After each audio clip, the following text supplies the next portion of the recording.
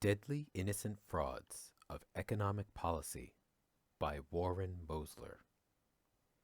Deadly Innocent Fraud number 2. With government deficits, we are leaving our debt burden to our children. Fact. Collectively, in real terms, there is no such burden possible. Debt or no debt, our children get to consume whatever they can produce. This deadly innocent fraud is often the first answer most people give to what they perceive to be the main problem associated with government deficit spending. Borrowing now means paying for today's spending later, or as commonly seen and heard in the media, higher deficits today mean higher taxes tomorrow. And paying later means that somehow our children's real standard of living and general well-being will be lowered in the future because of our deficit spending now. Professional economists call this the intergenerational debt issue. It is thought that if the federal government deficit spends, it is somehow leaving the real burden of today's expenditures to be paid for by future generations. And the numbers are staggering. But fortunately, like all of the 7 deadly innocent frauds, it is all readily dismissed in a way that can be easily understood.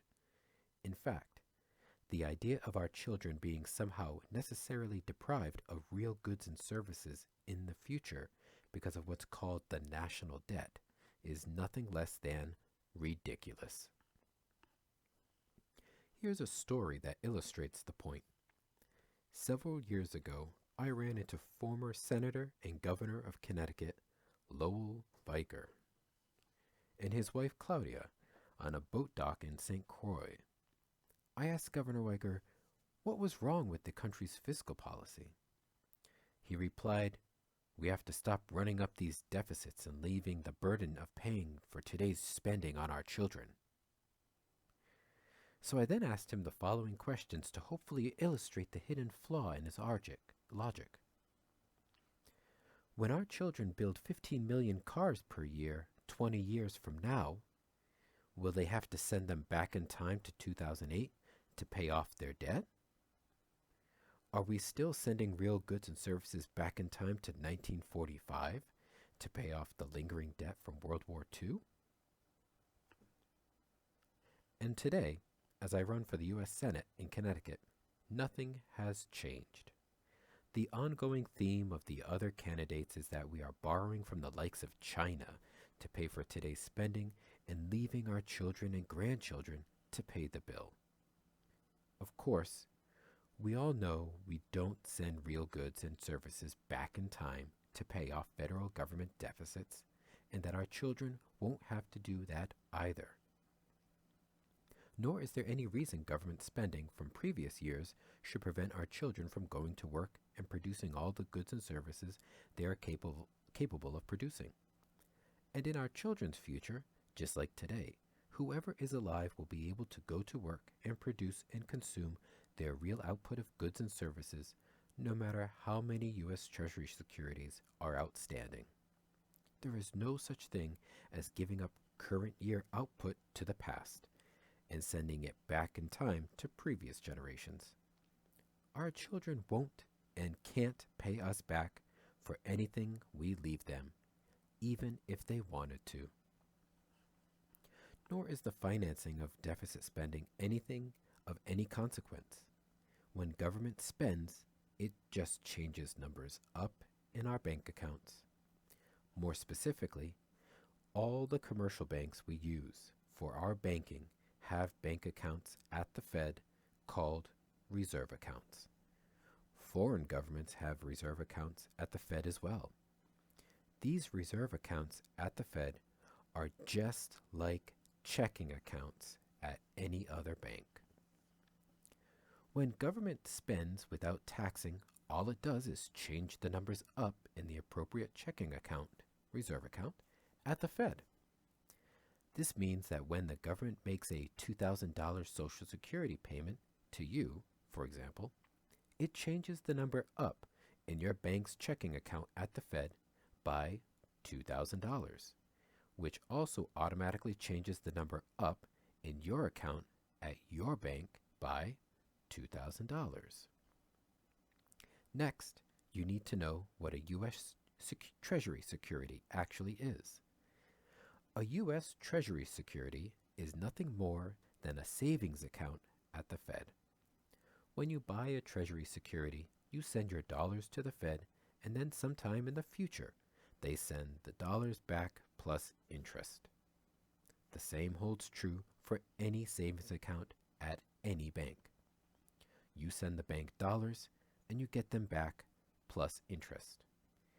Let's say that your bank decides to buy $2,000 worth of Treasury securities. To pay for those Treasury securities, the Fed reduces the number of dollars that your bank has in its checking account at the Fed by $2,000 and adds $2,000 to your bank's savings account at the Fed. I'm calling the Treasury securities savings accounts, which is all they are.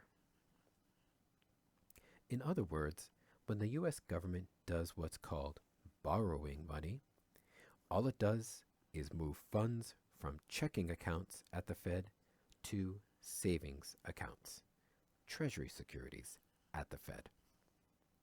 In fact, the entire $13 trillion national debt is nothing more than the economy's total holdings of savings accounts at the Fed. And what happens when the Treasury securities come due and that debt has to be paid back? Yes, you guessed it. The Fed merely shifts the dollar balances from the savings accounts, Treasury securities, at the Fed to the appropriate checking accounts at the Fed, reserve accounts. Nor is this anything new. It's been done exactly like this for a very long time, and no one seems to understand how simple it is, in that it never will be a problem.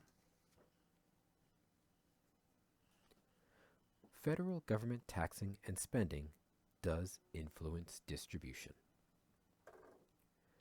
Distribution is about who gets all the goods and services that are produced. In fact, this is what politicians do every time they pass legislation. They redirect real goods and services by decree for better or worse. And the odds of doing it for better are substantially decreased when they don't understand these 7 deadly innocent frauds. Each year, for example, Congress discusses tax policy, always with an eye to the distribution of income and spending. Many seek to tax those who can most afford it and direct federal spending to those in need. And they also decide how to tax interest, capital gains, estates, etc., as well as how to tax income. All of these are distributional issues. In addition, Congress decides who the government hires and fires, who it buys things from, and who gets direct payments. Congress also makes laws that directly affect many other aspects of prices and incomes. Foreigners who hold U.S. dollars are particularly at risk. They earn those dollars from selling us real goods and services, yet they have no assurance that they will be able to buy real goods and services from us in the future. Prices could go up, inflation, and the U.S. government could legally impose all kinds of taxes on anything foreigners wish to buy from us, which reduces their spending power. Think of all those cars Japan sold to us for under $2,000 years ago. They've been holding those dollars in their savings accounts at the Fed. They own U.S. Treasury securities. And if they now would want to spend those dollars, they would probably have to pay in excess of $20,000 per car to buy cars from us. What can they do about the higher prices? Call the manager and complain?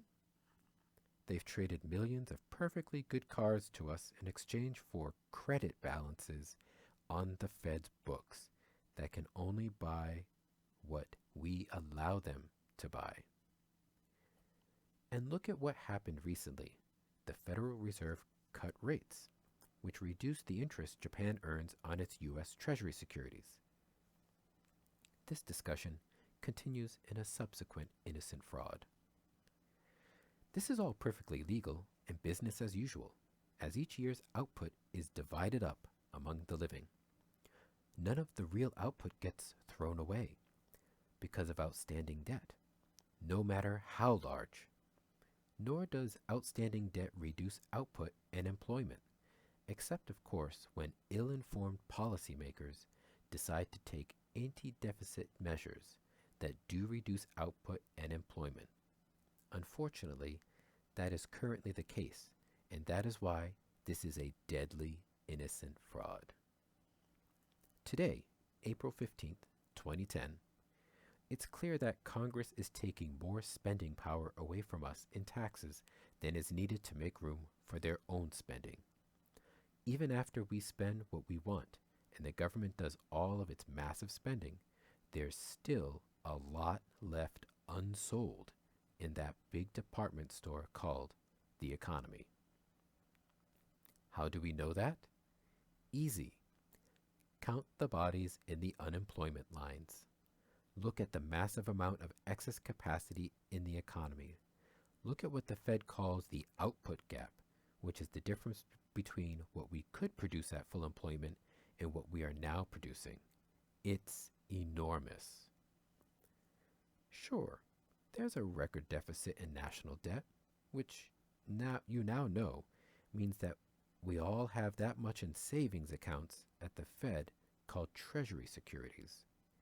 Incidentally, the cumulative U.S. budget deficit, adjusted for the size of the economy, is still far below Japan's, far below most of Europe, and very far below the World War II U.S. deficits that got us out of the Depression, with no debt burden consequences. If you've gotten this far into this book, you may already know why the size of the deficit isn't a financial issue. So hopefully you know that taxes function to regulate the economy and not to raise revenue, as Congress thinks. When I look at today's economy, it's screaming at me that the problem is that people don't have enough money to spend. It's not telling me that we have too much spending power and are overspending. Who would not agree? Unemployment has doubled, and GDP is more than 10% below where it would be if Congress wasn't overtaxing us and taking so much spending power away from us. When we operate at less than our potential, at less than full employment, then we are depriving our children of the real goods and services we could be producing on their behalf. Likewise, when we cut back on our support of higher education, we are depriving our children of the knowledge they'll need to be the very best they can be in their future. So also, when we cut back on basic research and space exploration, we are depriving our children of all the fruits of that labor that instead we are transferring to the unemployment lines. So yes, those alive get to consume this year's output and also get to decide to use some of the output as investment goods and services, which should increase future output. And yes, Congress has a big say in who consumes this year's output. Potential distributional issues due to previous federal deficits can be readily addressed by Congress, and distribution can be legally altered to their satisfaction. So, how do we pay off China? Those worried about paying off the national debt can't possibly understand how it all works at the operational nuts and bolts, debits and credits level. Otherwise, they would realize that question is entirely inapplicable. What they don't understand is that both dollars and U.S. Treasury debt securities are nothing more than accounts, which are nothing more than numbers that the government makes on its own books. So let's start by looking at how we got to where we are today with China. It all started when China wanted to sell things to us and we wanted to buy them. For example, let's suppose that the U.S. Army wanted to buy $1 billion worth of uniforms from China, and China wanted to sell $1 billion worth of uniforms to the U.S. Army at that price. So the Army buys $1 billion worth of uniforms from China. First, understand that both parties are happy. There is no imbalance.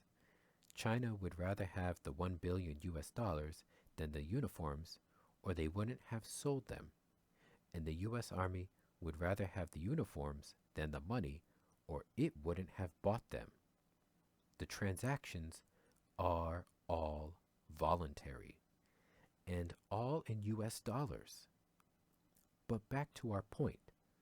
How does China get paid? China has a reserve account at the Federal Reserve Bank. To quickly review, a reserve account is nothing more than a fancy name for a checking account. It's the Federal Reserve Bank, so they call it a reserve account instead of a checking account. To pay China, the Fed adds $1 billion US dollars to China's checking account at the Fed. It does this by changing the numbers in China's checking account up by $1 billion US dollars. The numbers don't come from anywhere any more than the numbers on a scoreboard at a football game come from anywhere. China then has some serious choices. It can do nothing and keep the $1 billion in its checking account at the Fed, or it can buy U.S. Treasury securities. Again, to quickly review, a U.S. Treasury security is nothing more than a fancy name for a savings account at the Fed. The buyer gives the Fed money and gets it back later with interest. That's what a savings account is. You give a bank money and you get it back later with interest. So let's say China buys a 1-year Treasury security. All that happens is that the Fed subtracts $1 billion from China's checking account at the Fed and adds $1 billion to China's savings account at the Fed. And all that happens a year later, when China's 1-year Treasury bill comes due, is that the Fed removes this money from China's savings account at the Fed, including interest, and adds it to China's checking account at the Fed. Right now, China's holding some $2 trillion of U.S. Treasury securities. So what do we do when they mature and it's time to pay China back? We remove those dollars from their savings account at the Fed and add them to their checking account at the Fed, and wait for them to say what, if anything, they might want to do next. This is what happens when all U.S. government debt comes due, which happens continuously. The Fed removes dollars from savings accounts and adds dollars to checking accounts on its books.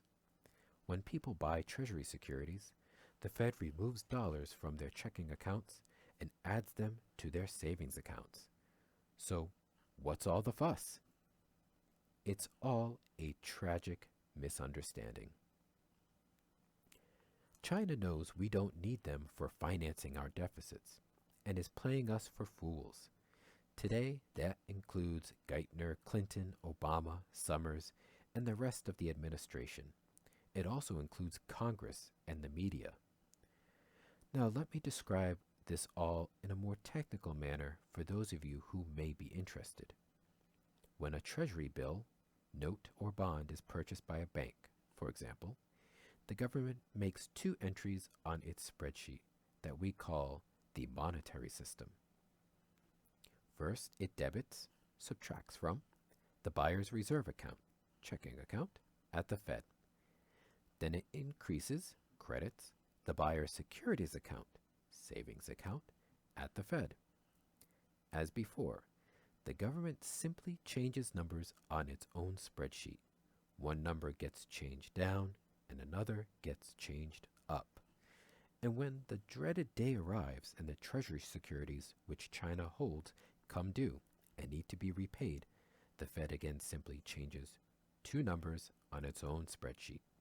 The Fed debits, subtracts from China's securities account at the Fed, and then it credits, adds to China's reserve checking account at the Fed.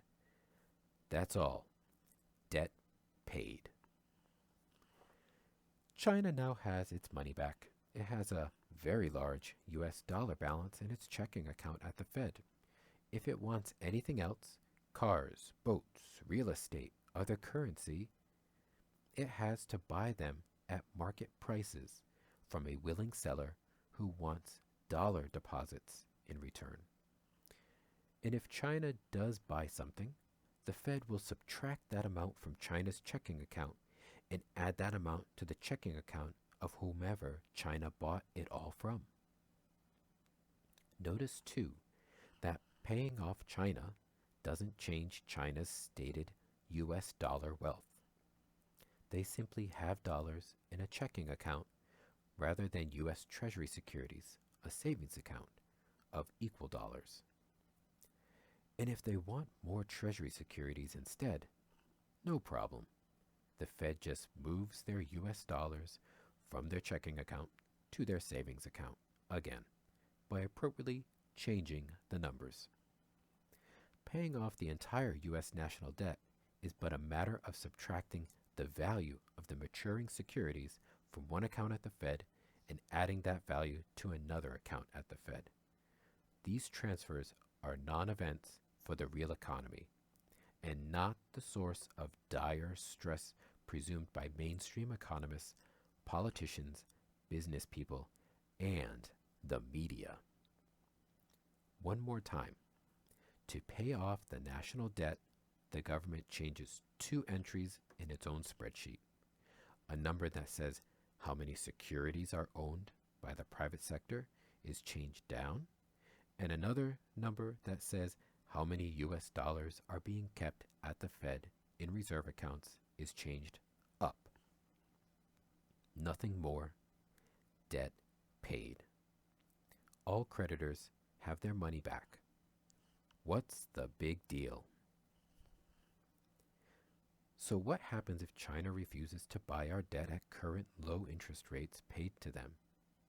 Interest rates have to go up to attract their purchase of their treasury securities, right?